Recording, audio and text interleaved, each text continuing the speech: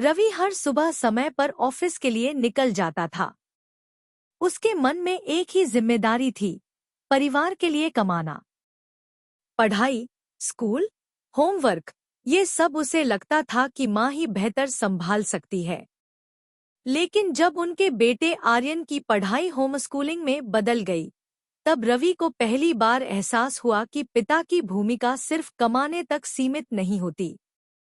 शुरुआत में रवि खुद को अलग-थलग महसूस करता था। वह सोचता, मैं क्या करूंगा? मुझे तो सिलेबस भी नहीं पता।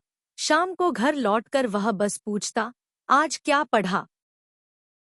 और जवाब में एक छोटा सा ठीक था सुनकर चुप हो जाता।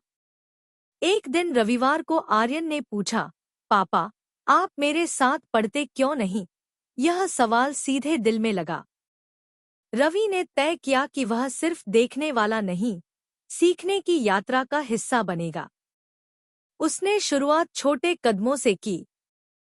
हर रात सोने से पहले 15-20 मिनट का पापा टाइम तय हुआ। कभी कहानी पढ़ी जाती, कभी दिन भर की बातें होती। रवि ने महसूस किया कि यही समय आर्यन के लिए सबसे खास था। धीरे धीरे रवि ने अपनी ताकत पहचानी। उसे मैकेनिक्स और रोजमर्रा की चीजों की अच्छी समझ थी। उसने साइंस को प्रयोग बना दिया। पंखा कैसे चलता है, साइकिल में बैलेंस कैसे बनता है। आर्यन की आंखें चमक उठतीं। पढ़ाई अब किताब से बाहर आ गई थी।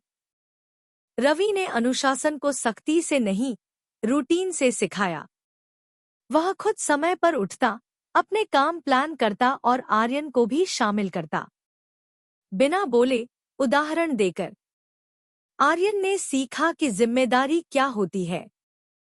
सबसे जरूरी भूमिका थी भावनात्मक सहारा। जब आर्यन किसी दिन पढ़ाई से ऊब जाता या खुद को दूसरों से कम समझता, रवि उसके पास बैठकर कहता, तू अलग है और यही तेरी ताकत है। पिता की यह आवाज बच्चे के मन में गहरी छाप छोड़ती है।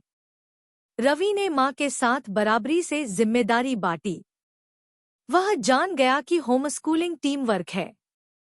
कभी माँ पढ़ाती, कभी पिता, कभी बच्चा खुद सिखाता। घर एक जीवंत क्लासरूम बन गया। समय के साथ रवि ने देखा कि आर्यन में आत्मविश्वास, जिज्ञासा और स्थिरता बढ़ रही है। तब उसे एहसास हुआ कि पिता का रोल सिर्फ गाइड या डिसिप्लिन वाला नहीं, बल्कि दोस्त, रोल मॉडल और साथी का होता है।